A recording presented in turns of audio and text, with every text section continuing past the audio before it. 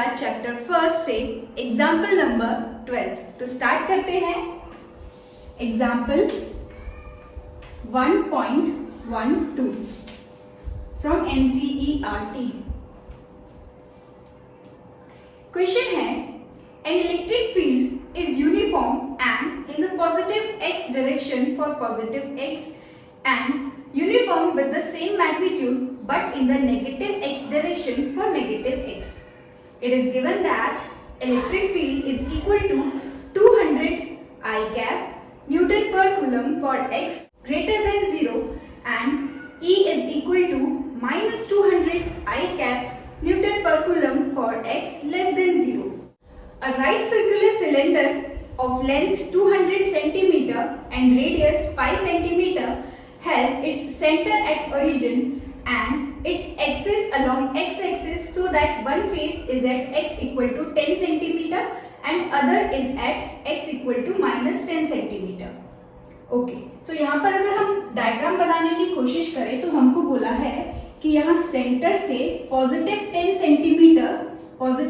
Centimetre और along positive x axis पर हमारे एक सिलेंडर का एक फेस है, राइट, और इस ओरिजिन से नेगेटिव एक्स एक्सिस की तरफ 10 सेंटीमीटर पर हमारा सिलेंडर का दूसरा फेस है, राइट।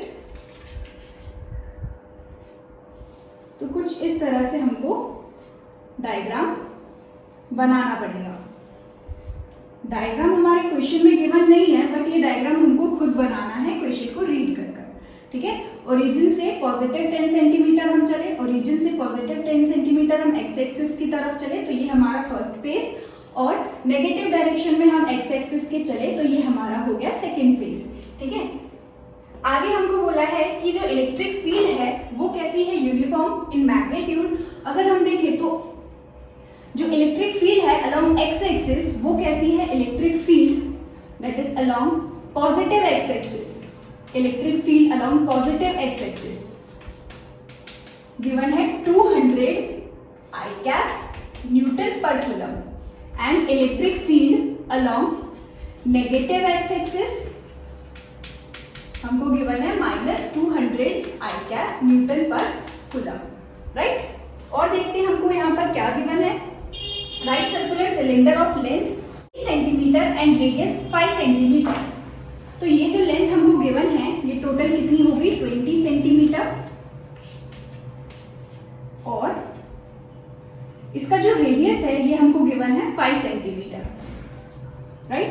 तो अगर हम इसके रेडियस को लिख लें, इधर रेडियस कितना गिवन है हमको सिलेंडर का 5 सेंटीमीटर या फिर 0.05 मीटर, ठीक है। इसको ऐसा यूनिट में हमने कन्वर्ट कर लिया है।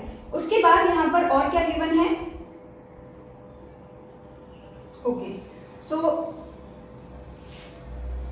सो हमने डायग्राम बना लिया है। अब यहाँ पर हमको क्या बोला है, जो इलेक्ट्रिक फील्ड है वो पॉजिटिव एक्स एक्सिस के अलोंग कितनी है 200 है I cap न्यूटन पर कूलम, और नेगेटिव एक्स एक्सिस के अलोंग कितनी है -200 I cap न्यूटन पर कूलम, राइट। अब हमको यहाँ पर क्या निकालना है, फर्स्ट हमसे पूछा है what is the net outward flux through each flat face, flux through each flat face. Flat face हमारा कौन सा होगा, ये सिलेंडर का ये जो फेस है ना, ये जो सर्कल से बना हुआ फेस है, इस फेस को हम बोलेंगे फ्लैट फेस। इस फ्लैट फेस के लिए हमें इलेक्ट्रिक फ्लक्स निकालना है। तो अगर हम देखें तो ओरिजिन से इलेक्ट्रिक फील्ड का डायरेक्शन कुछ ये है, नेगेटिव एक्स एक्सिस के अलोंग हमारी इलेक्ट्रिक फील्ड का डायरेक्शन कैसा होगा, अलोंग नेगेटिव एक्स एक्सिस, और पॉजिटिव इलेक्ट्रिक फील्ड का डायरेक्शन कैसा होगा, अलोंग पॉजिटिव एक्स एक्सिस। इसको हम लिख लेते हैं electric field along positive x axis and electric field along negative x axis, right।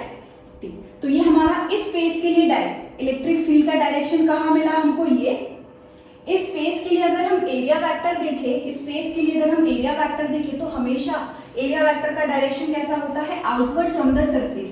तो ये हो गया हमारा आउटवर्ड, ये हो गया हमारा सरफेस का डायरेक्शन, है ना। एन कैप से हम इसको डिनोट करते हैं। तो यहाँ पर हमने क्या देखा कि हमारा डायरेक्शन कैसा है इस बार सेम। अगर हम इसको फर्स्ट फेस और इसको सेकंड फेस लें, इसको फर्स्ट फेस माने और इसको सेकंड फेस माने, तो हमें बताना है flux through each flat face. यहाँ पर फ्लैट फेस कितने हैं? 2, तो हमारा जो नेट फ्लक्स होगा वो इन दोनों फेसेस से ही मिलकर बन रहा होगा, फ्लक्स φ1 और φ2। तो अगर हम यहाँ पर फ्लक्स φ1 निकाले, इस पर फ्लक्स φ1 निकाले, फॉर्मूला हमारा क्या होता है? E dot delta A, right. तो हमने क्या देखा कि इलेक्ट्रिक फील्ड हमको ऑलरेडी गिवन है, लेकिन इस बार जो हमारी इलेक्ट्रिक फील्ड है वो हमको ऑलरेडी कैसे गिवन है? डायरेक्शन के साथ, मतलब इलेक्ट्रिक फील्ड का हमको वेक्टर फॉर्म गिवन है। कैसा? 200 आई कैप। अगर हम यहाँ बात कर रहे हैं तो यहाँ पर हमारी इलेक्ट्रिक फील्ड कैसी है? 200 आई कैप, राइट।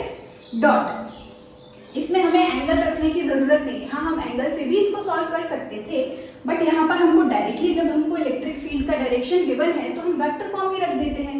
देखो, इलेक्ट्रिक फील्ड हमको गिवन है 200 आई कैप डॉट एरिया वेक्टर। अगर हम देखें तो एरिया वेक्टर का डायरेक्शन हमें खुद निकालना होगा। इस सरफेस का जो डायरेक्शन है वो कैसा मिल रहा है हमको? अलोंग पॉजिटिव एक्स एक्सिस, है ना। तो अगर हमें इस एरिया वेक्टर को खोलना होगा तो हम कैसे खोलेंगे? एरिया वेक्टर जो यहाँ पर होगा, एरिया वेक्टर जो यहाँ पर होगा वो किसके बराबर होगा? Magnitude of area and direction of area along x axis, right, positive x axis. तो यहाँ पर हम देखें तो इसको ऐसे भी लिख सकते हैं, एरिया इनटू डायरेक्शन को हम कैसे ले सकते हैं? अलोंग पॉजिटिव एक्स एक्सिस, यानी कि हमारा आई कैप का मैग्नीट्यूड और आई कैप, ठीक है। और आई डॉट आई कितना होता है? 1। और यहाँ से अगर हम एरिया वेक्टर देखें तो यार ये जो एरिया है हमारा, ये क्या है? एक सर्कल है ना, तो सर्कल का एरिया कितना होता है? पाई आर स्क्वायर। तो अगर हम यहाँ एरिया भी पुट करें, यहाँ पर अगर हम एरिया भी पुट करें तो एरिया क्या होता है? पाई, रेडियस कितना है? 0.05 का स्क्वायर और हमारा आई कैप। तो अगर हम यहाँ देखें आई डॉट आई कितना होता है? 1। तो यहाँ से हमको क्या मिलेगा? 200 इंटू पाई इंटू 0.05 का होल स्क्वायर, और रिजल्ट हमको मिलेगा 1.57 न्यूटन मीटर स्क्वायर पर कूलम। तो ये हो गया हमारा फ्लक्स φ1। सिमिलरली अगर हम φ2 के लिए निकालें या लेफ्ट वाले फ्लक्स के लिए निकालें, लेफ्ट वाले फेस से फ्लक्स निकालें, तो जो होगा हमारा फ्लक्स किसके बराबर होगा? E dot delta A, right. Electric field हमारे लेफ्ट फेस पे या सेकंड फेस पे कितनी है? हमारे सेकंड फेस पे इलेक्ट्रिक फील्ड का डायरेक्शन कुछ ये है, और इलेक्ट्रिक फील्ड नेगेटिव के अलोंग कैसी है? -200 आई कैप, राइट। तो इसको हम कैसे लिखेंगे? -200 आई कैप, ठीक है। फिर से हमारा डॉट एरिया वेक्टर हम इस बार कैसे लिखेंगे?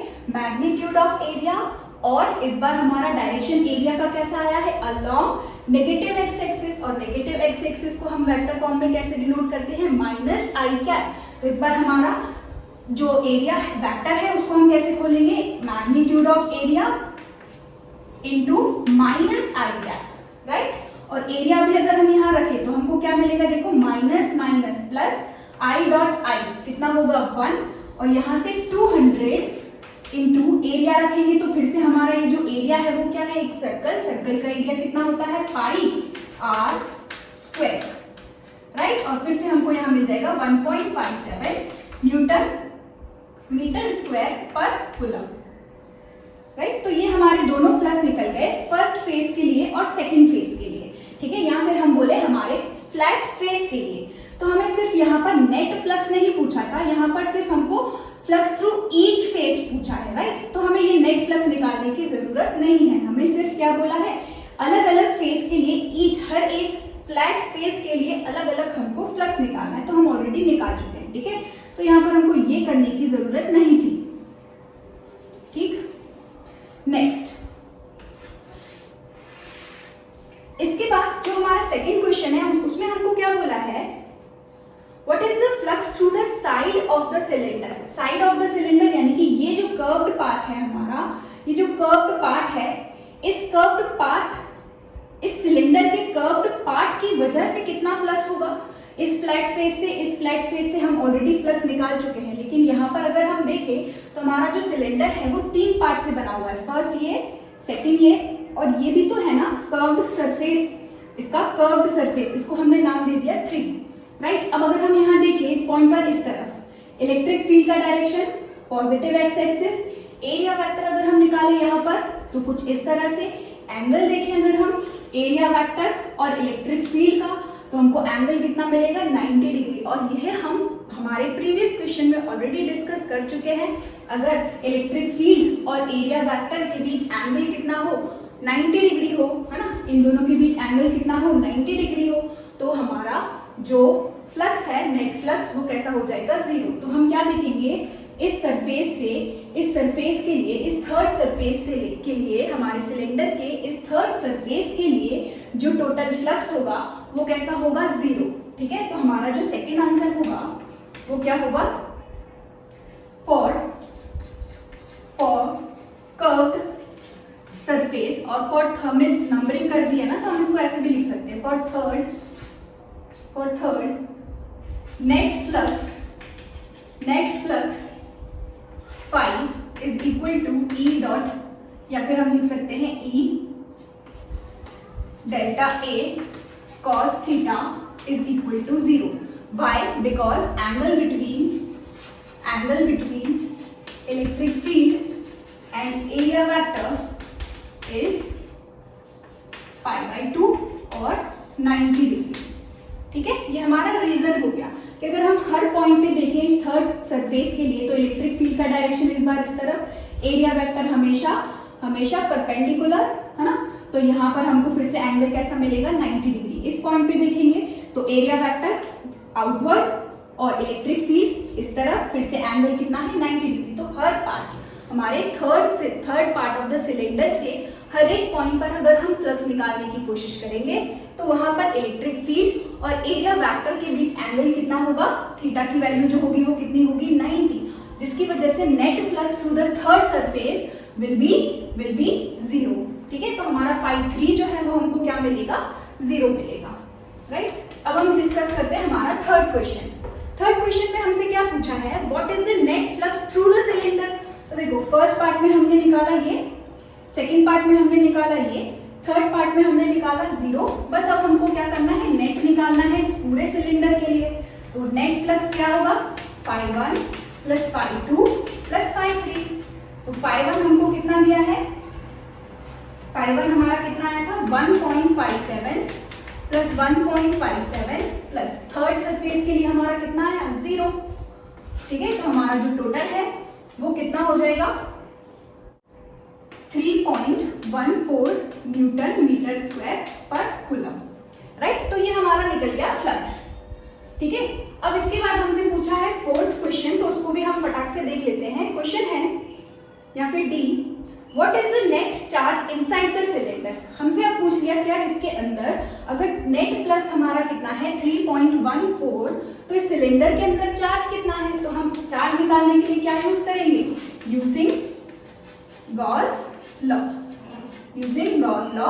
क्या होता है Gauss law, net flux is equal to charge upon epsilon naught. और अगर हमें चार्ज चाहिए तो हम क्या करेंगे, फाइनाइट को मल्टीप्लाई कर देंगे एप्सिलॉन नॉट से, absolute permittivity of free space. तो फ्लक्स हमारा कितना है 3.14 इंटू एप्सिलॉन नॉट हमारा कितना है 8.85 इंटू 10 टू द पावर -12। तो हमारा जो चार्ज है मल्टीप्लाई कर देंगे इसको तो ये निकल के आएगा 2.7 into 10 to the power -11 coulomb, right. तो ये था हमारा एग्जाम्पल नंबर 12। आई होप आपको समझ में आया हो। इस क्वेश्चन में बेसिकली हमसे क्या पूछा था, पहले फ्लक्स निकालना था और टोटल फ्लक्स की वजह से फिर हमें उस सिलेंडर में टोटल चार्ज कितना है वो निकालना था। तो हमने क्या किया, पहले फर्स्ट फेस लिया। फ्लक्स निकालने का फॉर्मूला क्या होता है, इलेक्ट्रिक फील्ड और एरिया वेक्टर, राइट। तो हमने फटाक से फॉर्मूला लगा दिया इलेक्ट्रिक फील्ड और एरिया वेक्टर। तो इस बार हमको इलेक्ट्रिक फील्ड कैसे गिवन थी, हमें वेक्टर के फॉर्म में गिवन थी, तो हमने वेक्टर के फॉर्म में रख दिया। तो उसके लिए एरिया वेक्टर को भी, इस एरिया को भी वेक्टर के फॉर्म में रखना था। तो वेक्टर के फॉर्म में हमने क्या देखा, एक वेक्टर जो है उसके पास क्या होता है मैग्नीट्यूड, साथ उसका डायरेक्शन।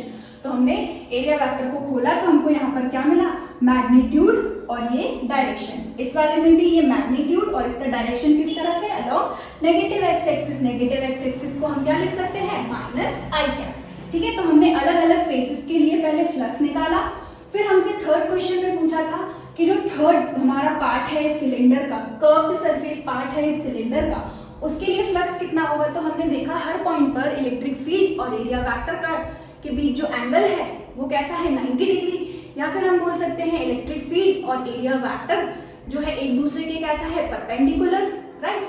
तो हमारा जो नेट फ्लक्स है वो हमको कितना मिला, 0 मिला, ठीक। और फिर हमसे थर्ड क्वेश्चन में क्या पूछा था कि टोटल फ्लक्स बताओ। तो टोटल फ्लक्स हमने क्या किया, तीनों फेसेस के लिए जो फ्लक्स था उन सबको ऐड कर दिया, ऐड किया तो इस बार हमको नेट फ्लक्स कितना मिला 3.14। उसके बाद हमसे चार्ज पूछा था, तो हम चार्ज निकालने के लिए क्या यूज करते हैं, गॉस लॉ, ठीक। तो net flux is equal to charge upon epsilon naught. तो चार्ज इज इक्वल टू क्या हो जाएगा, flux times of epsilon naught या फिर absolute permittivity of free space, और मल्टीप्लिकेशन के बाद ये रहा हमारा रिजल्ट। आई होप आपको ये क्वेश्चन समझ आया हो। इसके बाद हम डिस्कस करेंगे applications of Gauss law. Thank you so much for watching this video. मिलते हैं नेक्स्ट वीडियो में।